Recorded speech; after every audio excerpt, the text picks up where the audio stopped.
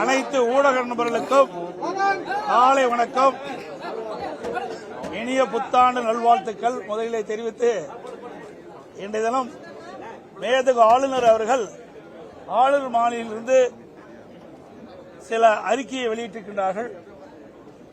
அதில் மாநிலத்தில் 12 லட்சம் கோடி புரிந்துணர்வு ஒப்பந்தம் போடப்பட்டதாகவும், அது அந்த புரிந்துணர்வு ஒப்பந்தங்கள் ஆவணமாகத்தான் இருக்கிறத ஒழிய ஒரு சில புரிந்துணர்வு ஒப்பந்தங்கள் தான் நிறைவேற்றப்பட்டிருக்குது. பெரும்பாலான புரிந்துணர்வு ஒப்பந்தங்கள் இன்னும் வரவில்லை.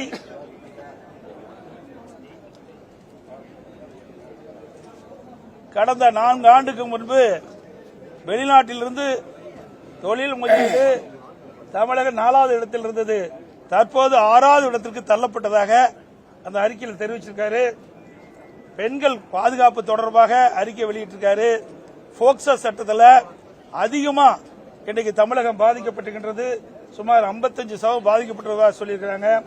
பெண்களுடைய பாலியல் தொல்லை 33% பாதிக்கப்பட்டதாக அந்த அறிக்கையில் சுட்டிக்காட்டப்பட்டது. போதைப் பொருள் பரவல் மற்றும் பள்ளி மாணவர்கள் உட்பட்ட இணையர்களிடையே அதிக அளவு இந்த போதைப் பொருளுக்கு அடிமையாகி சுமார் 2000 பேர் இதனால் பாதிக்கப்பட்டு தற்கொலை செய்து கொள்ளப்பட்டதாக இந்த அறிக்கையில் தெரிவிச்சிருக்கிறாங்க. பட்டியலின மக்களுக்கு எதிரான வன்கொடுமைகளும் தலித் பெண்கள் மீதான பாலியல் வன்கொடுமைகளும் அதிகரித்துள்ளது. இதை இந்த அரசு சுட்டிக்காட்டவில்லை என்பதையும் சுட்டிக்காட்டியிருக்கிறார். மாநிலத்தில் ஒரே ஆண்டில் 20,000 பேர் தற்கொலை ஆளாகியிருக்காங்க. இந்த நாள் ஒன்றுக்கு 65 பேர் என்று கணக்கிட்டிருக்கிறாங்க. இந்தியாவிலேயே தற்கொலை அதிகமாக நடந்த மாநிலம் தமிழ்நாடு. அதனால தமிழ்நாட்டை இந்தியாவின் தற்கொலை தலைநகர் என அழைக்கப்படுகின்ற அளவிற்கு தமிழகத்தில் தற்கொலை அதிகரித்திருக்கின்ற சுட்டிக்காட்டியிருக்கிறாங்க. கல்வி தரத்தை பற்றி இங்கே சொல்லியிருக்கின்றார்கள். இன்றைக்கு 50க்கும் மேற்பட்ட பேராசிரியர்கள் பணியிடம் காலியா இருப்ப சொல்லியிருக்கிறாங்க. அது மட்டும் நான் ஏற்கனவே அடிக்கடி சொல்லிட்டு இருக்கிறேன். 96 அரசு கலைமற்ற அறிவிக்கல்லூரில் முதல்வரே இல்லை.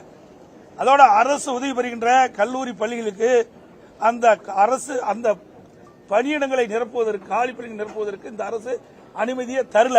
அதனால கல்வியுடைய தரம் குறைஞ்சிருக்குது, கற்பவருடைய எண்ணிக்கையும் குறைஞ்சிருக்குது. நீங்க பாத்தீங்கன்னா அதிமுக ஆட்சியில் உயர்கல்வி படிப்பதன் எண்ணிக்கை 152 பேர் இருந்தது. இன்றைக்கு திராவிட முன்னேற்ற கழகம் ஆட்சி பொறுப்பு வந்த பிறகு இப்பொழுது 148 பேரா இன்றைக்கு உயர்கல்வி படிக்கக்கூடிய எண்ணிக்கை குறைஞ்சு போச்சு. இதெல்லாம் சுட்டிக்காட்டியிருக்காரு. அதே போல மாநிலத்தில் உள்ள திருக்கோயிலுக்கு இன்னும் அறங்காவல் நியமிக்கவில்லை, இதனால பக்தர்கள் பாதிக்கப்பட்டிருப்பதாக சுட்டிக்காட்டியிருக்காரு. இன்றைக்கு சிறு குறு நடுத்தர தொழில் அதுலதான் எம்எஸ்எம்இ தான் அதிகமான பேருக்கு வேலை வாய்ப்பு கிடைக்கும். அதுல இந்தியா முழுவதும் 5.5 லட்சம் கோடி இன்றைக்கு எம்எஸ்எம்இ இருக்குது.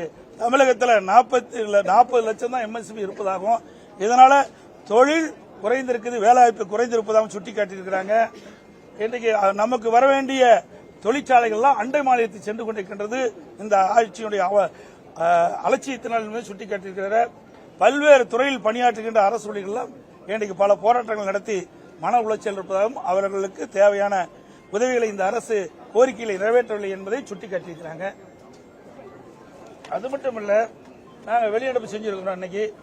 இன்னைக்கு அனைத்து இந்திய அண்ணா திராவிட முன்னேற்ற கழக ஆட்சியில் சட்ட ஒழுங்கு பேணி காக்கப்பட்டது, சட்டத்தின் ஆட்சி நடைபெற்றது. கடந்த 4.5 ஆண்டு திராவிட முன்னேற்ற கழக ஆட்சியில் சட்ட ஒழுங்கு அடியோடு சீர்கெட்டு விட்டது. இன்றைக்கு எங்கே பார்த்தாலும் கொலை, கொள்ளை, திருட்டு, வழிப்பறிவு, பாலியல் கொடுமை நடக்காத நாளே இல்லை. அன்றாட செய்தி இந்த செய்தி தான் வெளியிட்டு இருக்குது. எல்லா தொலைக்காட்சியிலையும் பத்திரிகையிலையும் பாத்தீங்கன்னா இந்த கொலை நிலவரத்தை பற்றி தான் இன்றைக்கு தெரிவிக்கப்பட்டிருக்கிறது. அந்த அளவுக்கு ஒரு மோசமான சூழ்நிலை தமிழகத்தில் ஏற்பட்டிருக்கிறது. இன்றைக்கு தமிழ்நாடு போதைப் பொருள் நிறைந்த மாநிலமாக உருவாகிவிட்டது. இந்த போதைப் பொருளை தடுக்க வேண்டும் என்று பலமுறை இந்த அரசை வலியுறுத்தியும் இந்த அரசு செவிசாய்க்காமல் இதற்கு உரிய நடவடிக்கை எடுக்காத காரணத்தினால இன்றைய தினம் தமிழகத்தில் மாணவர்கள், இளைஞர்கள், பொதுமக்கள் போதைக்கு அடிமையாகி கடும் குற்றச்செயலில் ஈடுபட்ட சூழ்நிலை ஏற்பட்டிருக்குது. இப்படிப்பட்ட மோசமான ஆட்சி அகற்றப்பட வேண்டும். இந்த ஆட்சி ஸ்டாலின் தலைமையில் இருக்கிற ஆட்சி ராஜினாமா செய்ய வேண்டும் என்று வலியுறுத்தி நாங்கள் வெளியெடுப்பு செஞ்சிருக்கோம்.